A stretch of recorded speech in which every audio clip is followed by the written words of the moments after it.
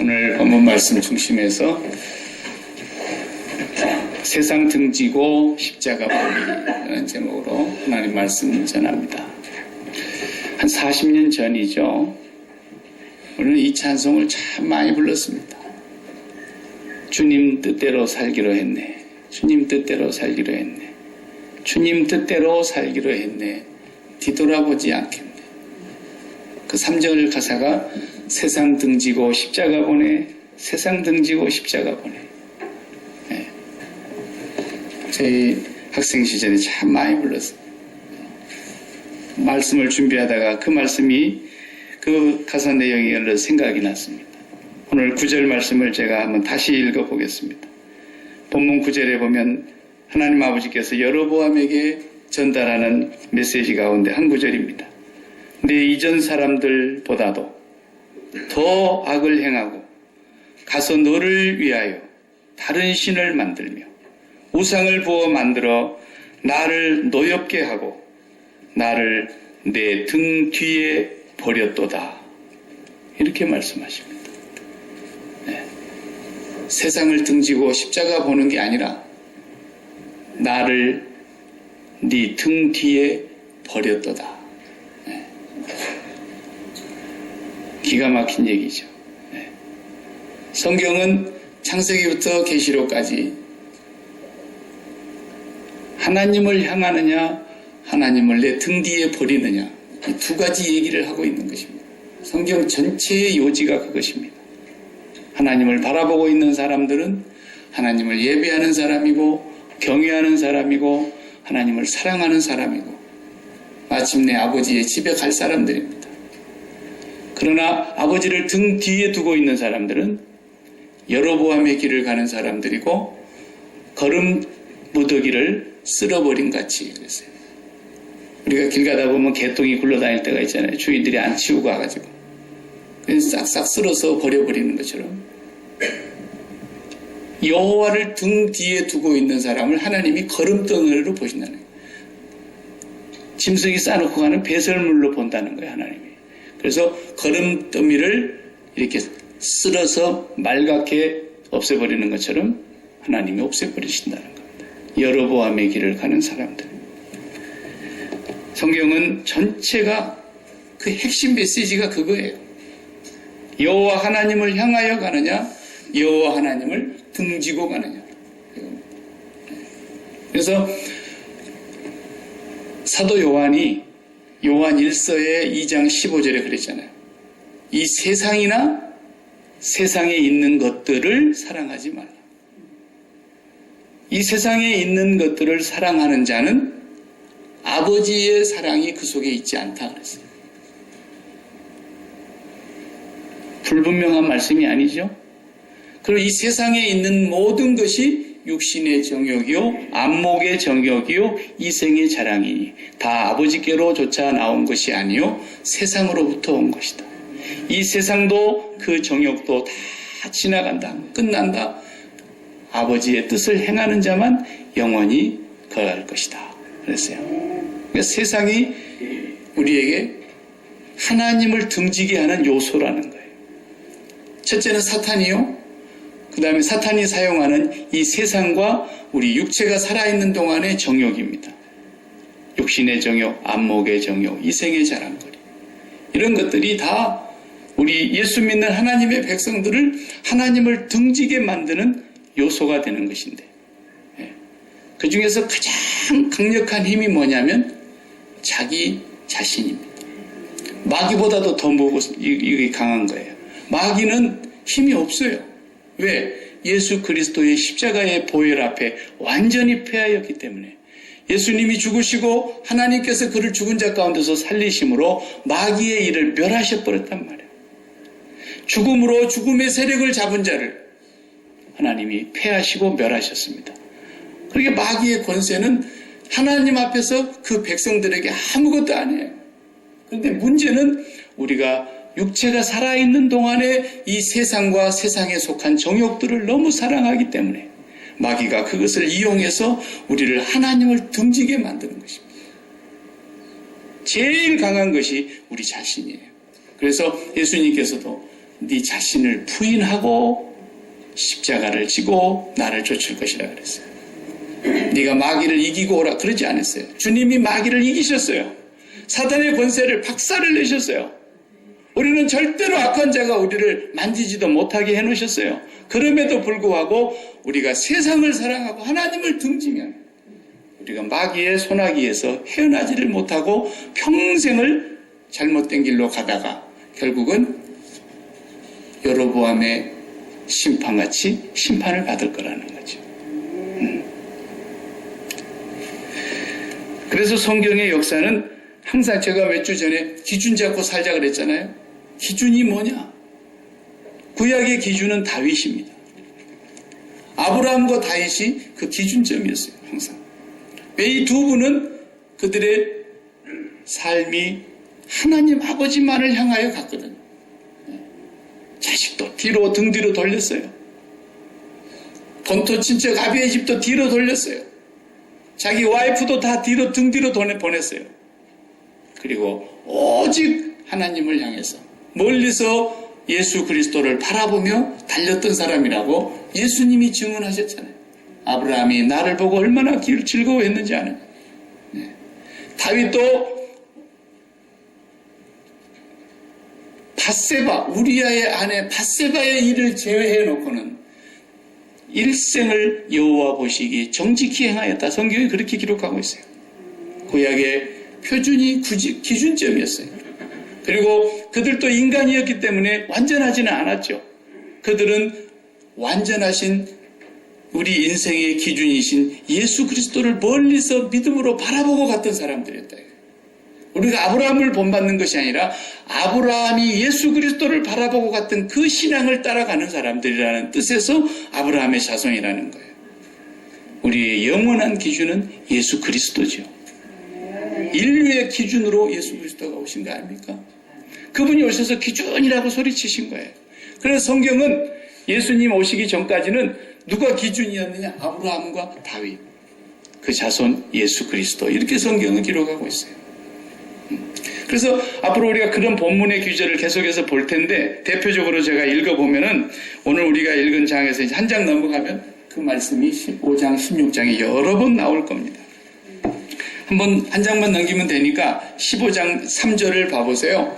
아비암이라는 사람이 르호보암, 남쪽 유다의 솔로몬의 아들 르호보암이 왕이 되고, 그 르호보암이 죽고 아비암이 왕이 되는데, 아비암이 그의 아버지가 이미 행한 모든 죄를 행하고, 그러니까 르호보암도 죄를 행하였어요. 솔로몬의 아들 르호보암도 무너졌고요. 그 아들 손자 아비암도 그의 아버지가 이미 행한 모든 죄를 행하고, 그의 마음이 어디예요? 그 조상 다윗의 마음과 같이 아니하여 그의 하나님 여호와 앞에 온전하지 못하였으나, 이렇게 나오고 있어요. 언제나 다윗이 기준이었어요. 그 다음 절 5절을 한번 읽어볼래요? 이는 다윗이 햇사람 우리아의 일 외에는 평생에 여호와 보시기에 정직하게 행하고 자기에게 명하신 모든 일을 어기지 아니하였음이라. 다윗이 기준이에요. 15장 11절도 보세요. 그 다음에 아사가 왕이 되어 아비암이 죽고, 아사가 그의 조상 다윗같이 여호와 보시기에 정직하게 행하여, 이 사람이 비로소 솔로몬 이후에 처음으로 다윗의 길을 쫓아가는 왕이 됐어요. 다윗이 기준점이 됐어요. 자, 그러면은 또 하나의 기준점이 있습니다. 26절을 보세요. 15장. 그가 여호와 보시기에 악을 행하여 그의 아버지의 길로 행하여, 그 아버지가 누구예요? 여로보암. 앞절 25절에 나오죠. 그가 여호와 보시기에 악을 행하여 그의 아버지 여로보암의 길로 행하여 그가 이스라엘에게 범죄하게 한 그 죄 중에 행한지라. 34절 끝절에 바하사가 여호와 보시기에 악을 행하되 여로보암의 길로 행하며 그가 이스라엘에게 범하게 한 그 죄 중에 행하였더라. 역사의 기준이 언제나 구약에서는 다윗과 아브라함이요, 하나님을 섬기는 사람으로. 그러나 하나님을 등진 사람의 기준은 여로보암이었어요. 여로보암을 보면 얘가 하나님을 등졌는가 안 졌는가를 정확하게 알게 된다는 거예요. 그러면 여로보암의 모든 후예들은 하나님을 등진 사람이 되는 거예요. 여로보암의 길로 갔다. 이것이 역사의 평가예요. 이 사람은 그 조상 다윗의 길로 행하여 여호와 보시기에 정직하게 갔다. 정직을 제가 설명했잖아요. 하나에 스탑한 거예요. 그게 바를 정자예요. 하나에서 딱 멈춰버리고는 요지부동인 거예요. 그 하나가 뭐냐라는 거예요. 다윗은 여호와였다라는 거예요. 그런데 여로보암은 하나에서 멈춰서 하나에 정직했는데 뭐에 정직했느냐? 자기 자신에게 정직했다라는 거예요. 뭐 굉장히 양심적으로 샀다는 얘기가 아니에요. 자기 자신이 곧 전부였다라는 거예요. 그래서 자기 자신의 왕자를 잃어버릴까 봐서, 자기의 왕위가 빼앗기고 백성들의 마음이 이탈되어서 유다로 내려갈까 봐서 자기의 왕위를 굳건하게, 왕조를 튼튼하게 세우기 위해서 베델과 세겜에다가 단을 세웠고 우상을 세웠고 다른 신을 쫓아가게 했다 이거예요. 그러면서 말로는 이스라엘아, 이 신이 너희를 애굽 땅 종되었던 곳에서 이끌어낸 너희 하나님 여호와다, 이렇게 거짓말한 거예요. 자기의 왕조가 자기의 전부였어요. 자기의 왕위를 지키려고 했어요. 그래서 우상도 필요했고 하나님을 우상과 맞바꿨어요. 그것을 여로보암의 죄라, 이렇게 성경은 말하고 있어요. 그리고 그 자손들이 왕이 나옵니다. 300년 동안. 이스라엘이 300년 동안 지속되는데 계속해서 여로보암의 길로만 갑니다. 여로보암이 물론 15장에 가면 죽어요. 그리고 그 아들도 죽고, 아들이 또 손자를 낳아서 손자가 또 왕을, 이게 안 되는 거예요. 완전히 왕조가 바뀌고 신하가 배반해서 그냥 시므리가 왕을 죽이죠. 신하가 죽여요.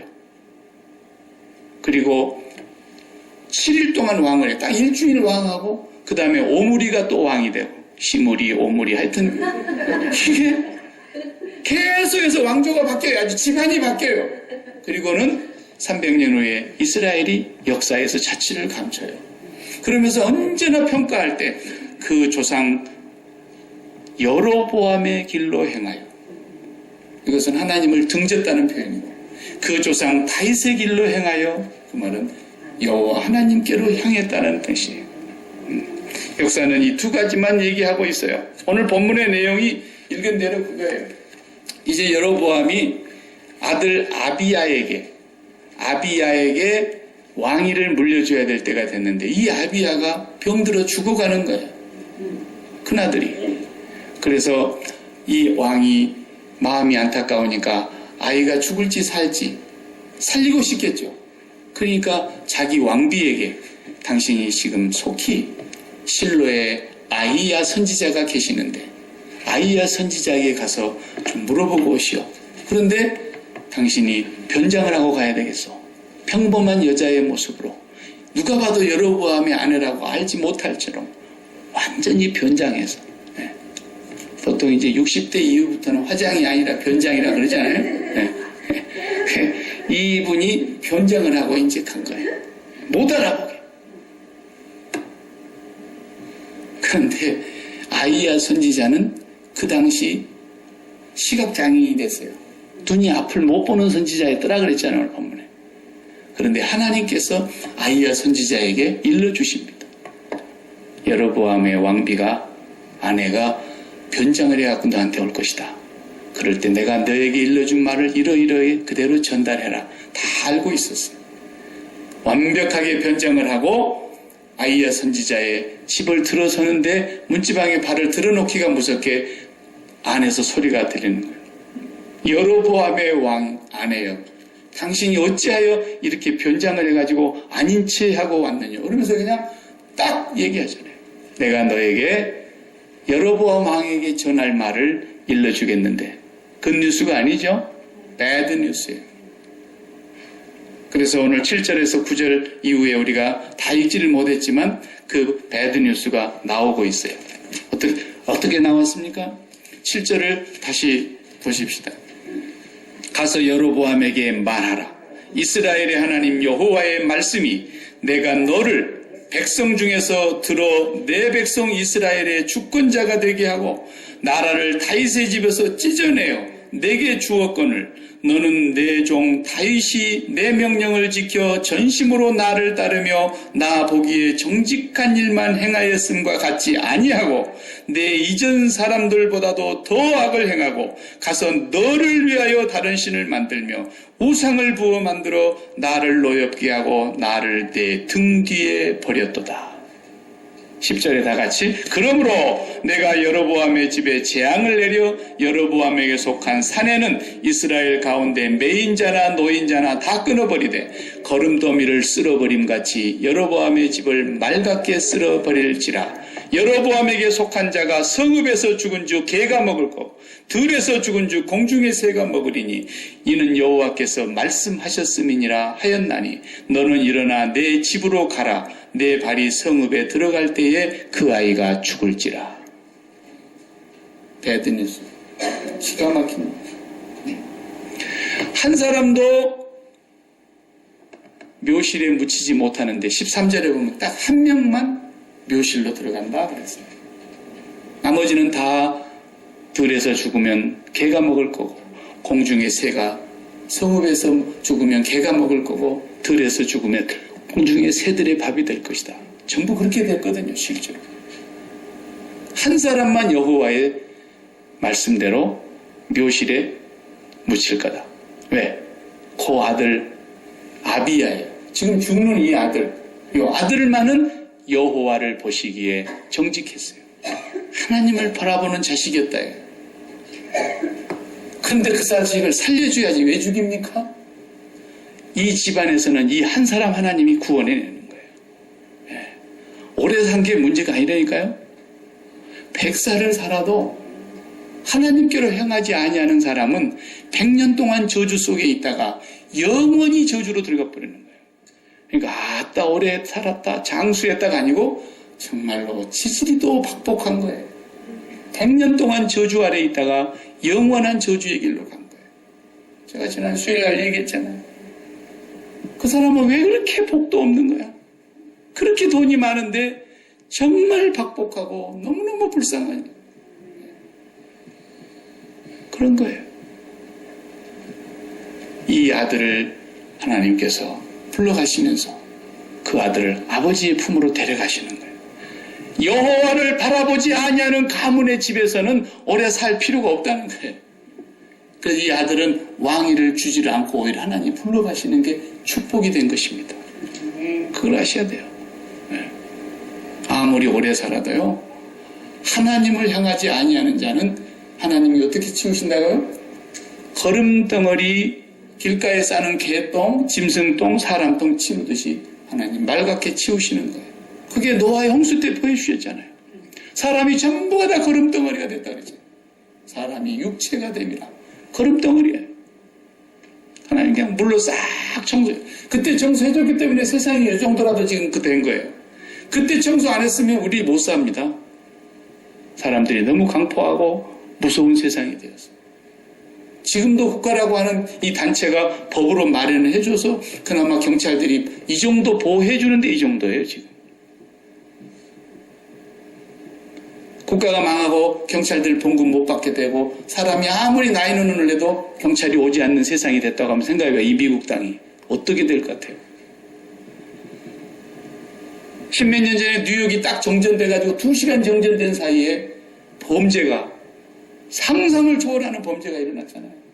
딱 정전되는 순간 2시간에 도시가 암흑이 되니까 지옥도 그런 지옥이 없는 거예요. 상가가 나만 하는 상가가 없고요. 하나님을 등지고 사는 세상은 이렇게 무서운 세상이다. 하나님이 이제까지 미국을 붙들어주고 계시는데 이 경제가 무너지고 나라가 어지러워지면 이 미국을 누가 다스릴 수 있겠어요? 경찰들이 집에서 나오겠어요? 봉급을 못 받는데? 여러분, 하나님을 등지고 사는 그런 사람을 여로보암의 길을 간다라고 성경은 말하고 있는데 그 이유를 우리가 앞에서 이미 보고 왔듯이 자기의 정권, 자기의 왕조, 자기의 왕위를 놓치지 않고 싶어서 백성들이 남쪽으로 가서 하나님 여호와가 있는 그 이름이 거하는 그 솔로몬 성전에 가서 예배드리면 아무리 봐도 이 백성이 마음이 이탈이 되고 결국은 나를 죽이게 되고 다시 남쪽으로 다 내려갈 것 같으니까 자기의 이 못된 생각에 망령이 된 거예요. 그리고 우상을 만들었어요. 자기를 지켜보려고 했던 거죠. 사람이 신체 구조상으로 제가 여기서 이렇게 돌아서서 설교를 하고 있으면 여러분을 다 등지고 있는 거 아닙니까? 사랑은 마주보는 거라며요? 맞습니다. 당신과 나 사이에 저 바다가 없었다면 이라는 게 맞는 얘기예요, 그게. 그 사이에 뭐든지 끼면 안 된다라는 거예요. 그래서 바다가 육지라며라는 내용도 나오고 그런 거예요, 그게. 근데 하나님과 우리 사이에 뭐라도 하나라도 끼어 있으면 하나님이 그걸 빼내지 않으시면 결단코 그냥 넘어가시는 분이 아니에요. 그걸 안 빼고 넘어간다? 그 성령을 거스리고 있는 것이고 성령을 못 받았거나 성령이 계속 감동하시고 깨우치시고 책망하시고 교훈하시고 그러시는데 끝까지 성령을 거역하고 반역하고 근심케 하고 탄식케 하고 성령을 소멸하면 반드시 하나님이 직접 나서십니다. 네. 그런 것들이 우리가 이렇게 경험을 할 수 있어야 돼요. 네. 그래서 신체 구조상으로도 우리가 등질 수가 있어요. 네. 한 남자가 한 여자를 사랑한다. 한 여자가 한 남자를 사랑한다. 그러면 다른 남자에 대해서 다른 여자에 대해서 다 등졌다는 뜻이죠. 그죠? 365일 중에 364일은 미스 김을 향해서 살고 하루만 미스 리를 향해서 간다. 이것이 사랑입니까? 안 됩니다. 사람도 안 된다 그러는데 하나님은 될 것 같습니까? 그러니까 우리가 십자가를 생활하지 아니하고 하나님을 바라다 볼 수 있습니까? 불가능합니다. 십자가는 고난주간에 생각하는 심볼이 아니에요. 단 한순간도 십자가를 바라다 보는 마음을 놓치면 그냥 사탄이 우리를 틈타고 밀고 들어오는 거예요. 우리가 별 수 있습니까? 목사는 감히 무서워서 마귀가 못 옵니까? 목사에게 더 달라붙는 거예요. 그러니까 여러분이 끼어서 목사를 위해서 기도해야 되는 거예요. 목사가 마귀에게 붙들려 버리면 어떻게 되겠습니까? 네. 대들보가 무너지는 격이 되는 건데. 네. 목사를 위해서 기도 안 하는 사람 죄 짓는 거예요.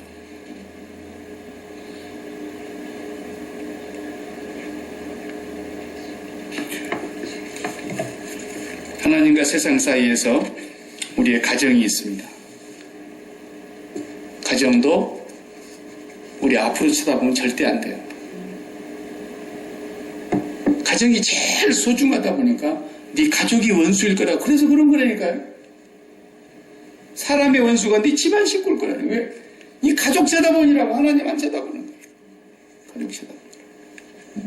사업, 건강, 성공, 자식, 어떤 것도 하나님과 우리 사이에 끼면 안 된다니까요. 그건 여로보암의 길이에요. 여로보암. 그러면 내가 여로보암의 길로 가는가 안 가는가 진단을 해봐야 되잖아요. 오늘 말씀을 통해서 우리가 진단을 다 해보고 매일 진단해보고 매 순간 정신 차리고 진단해보고 내가 여로보암의 길로 가고 있다 그러면 돌이켜 회개해야 합니다. 여로보암의 길은 어떤 길입니까? 보여주고 있잖아요. 오늘 본문에서. 여보 변장 잘해. 가다가 들키면 안 돼. 아이야 선지자까지도 감쪽같이 속이고 와야 돼. 이게 말입니까? 설령 사람을 속일 수 있을지라도 어떻게 하나님을 속여요? 하나님이 스스로 속이지 말라. 하나님은 만월이 여김을 받지 아니하신다 그랬는데 어떻게 하나님을 속일 생각을 해요? 여로보암의 길로 간다는 것은 무슨 얘기입니까? 자기를 위장하는 거예요. 자기 아닌 자기를 가지고 나와서 예배하고 있는 모습이 바로 여로보암의 길이라 그 말이에요. 자기가 아닌 것을 자기인 것처럼 가장하고 그것도 두 가지가 있어요. 자기가 아닌데 자기를 스스로 속이는 것이 있죠. 자기가 자기를 위장하는 거예요. 거룩하죠. 내가 괜찮은 사람인 것처럼. 그리고 어떤 사람은 자기가 자기를 모르고 스스로 속고 있는 거예요. 자기를 속여서 자기를 가장한 사람이 있고, 자기도 모르게 마귀에게 스스로 속아서 자기 아닌 자기가 예배하고 있다고. 이게 다 여로보암의 모습이라고. 이건 하나님이 역사에 영원히 심판하실 존재들이라는 거죠.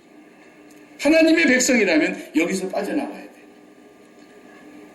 그러면 나를 진단해봐야죠. 내가 이제 진짜 난가. 데이트를 하기로, 예배가 데이트라 그랬잖아요. 프로스크린이에요. 입 맞춘다. 키스한다. 하나님께 나와서 입 맞추는 건데. 데이트하기로 딱 해서 냈는데, 아니 데이트하기로 나온 이 남자가 완전히 변장을 해갖고 가발 쓰고 완전히 그냥 자기 아닌 모습으로 옷도 이상하게 입고 할아버지를 번쩍해갖고 나왔는데 어떻게 만나요? 못 만나죠. 이 여자도 가발 쓰고 할머니로 변장해갖고 나왔다. 어떻게 만나요? 못 만나죠. 이건 자기가 자기를 스스로 속이는 거예요. 또 자기가 속는 줄도 모르고 마귀에게 속아서 이게 진짜 난가? 이렇게 살아가고 있는 사람 두 가지가 다 속는 거예요. 나는 어떻게 나 만들어지는 거라 했어요. 나. 내가 성경 공부 시간에 한 100번 더 얘기하는 거예요. 네가 있어야 내가 만들어진다 했어요. 네가 없으면 절대 나는 안 만들어지는 거예요. 철학적인 것 같지만 너무 당연한 얘기예요. 너 없이 나 만들 수 있어요? 하다못해 사람이 없으면 개나 고양이라 있어야지. 너 자리에. 개 보고 내는 엄마야? 내는 아빠야? 너가 있어야지. 나라도 그래도 아빠라고 불러주지도 않지만 개소리만 하지만 그래도 너가 있어야 내가 만들어지는 거예요. 부모가 있었기 때문에 자식이 만들어진 거예요. 남편이 있었기 때문에 여러분 아내 된 것이지. 누가 여러분을 아내로 만들어줄 수 있어요? 남편 빼놓고. 너의 자리에 남편이 있었기 때문에 평생 한 여자로 살다가 끝날 뻔했는데 남자를 만났기 때문에 남편이 있어서 여자가 아내 된 거예요.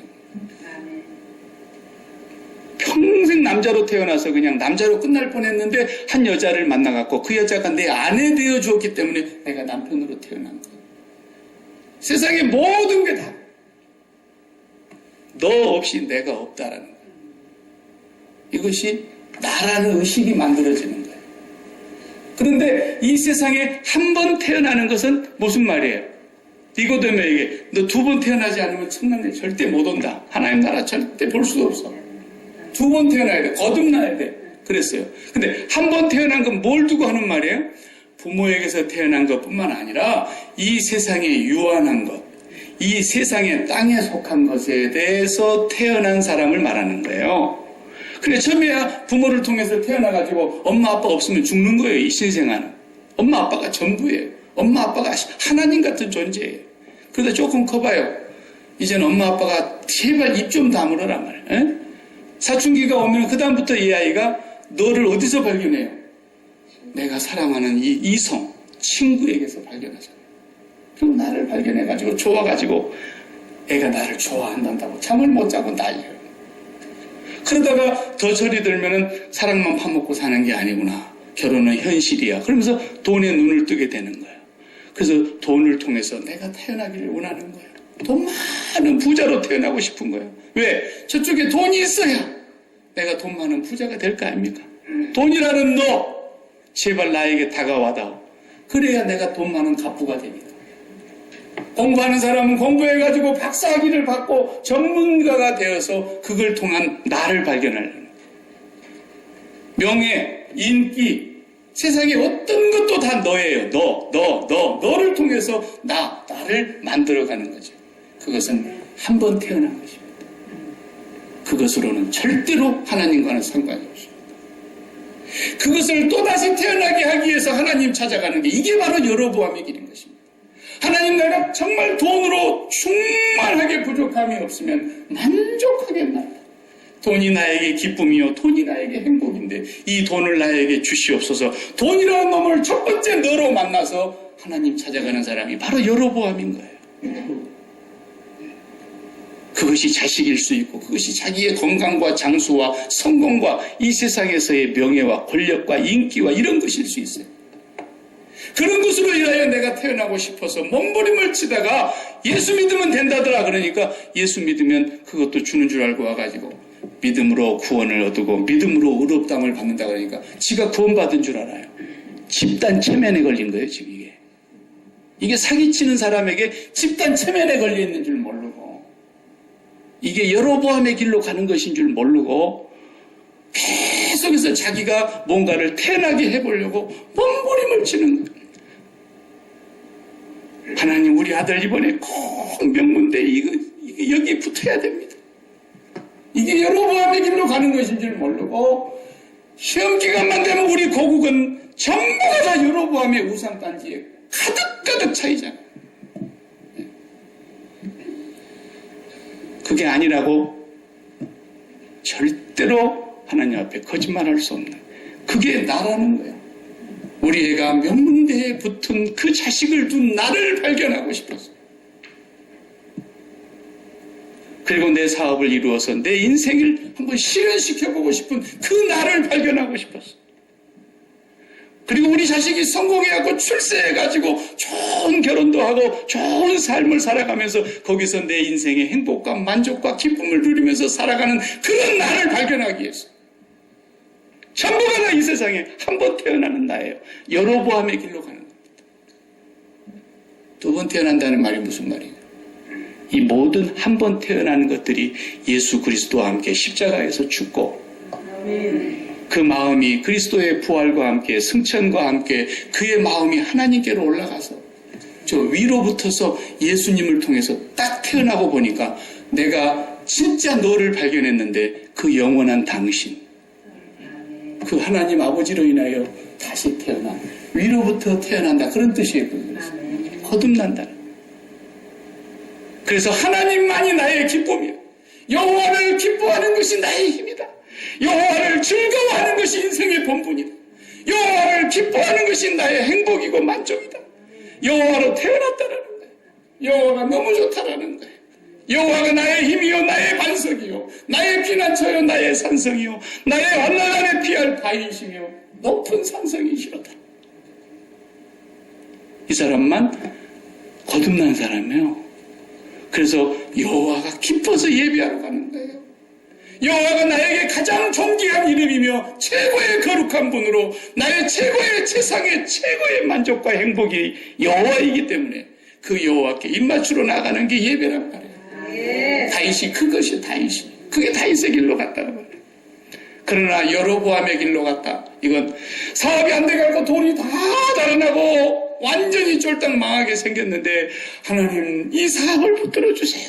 밤새도록 전화기도에 나가가지고 울다가 토끼 눈을 하고 왔어요. 심장은 마귀한테 너덜너덜 뜯겨가지고 걸레같이 다 찢어진 상태에서 살아도 살 수가 없는 이런 상태로 와가지고 하나님 한 사람이 뭐예요? 여로보암의 길로 가고 있는 거예요. 자기가 지금 예수 믿는 줄 알고 있어요.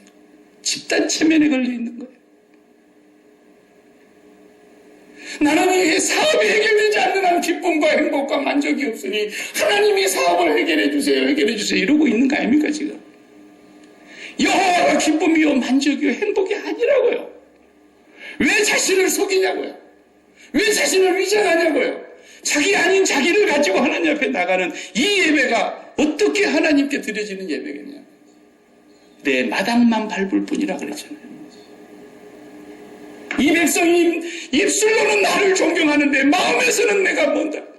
마음에서는 사업이요, 마음에서는 건강이요, 마음에서는 자식이요, 마음에서는 출세요, 마음에서는 세상의 권력이요, 명예요, 인기요, 행복이요.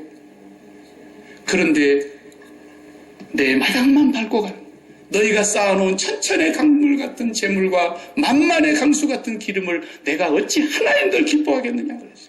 왜? 여로보암으로 이렇게 가는 길이기 때문에. 이걸 알으시다. 많은 교회에 많은 성도들이 집단 체면에 걸려 있는 거예요.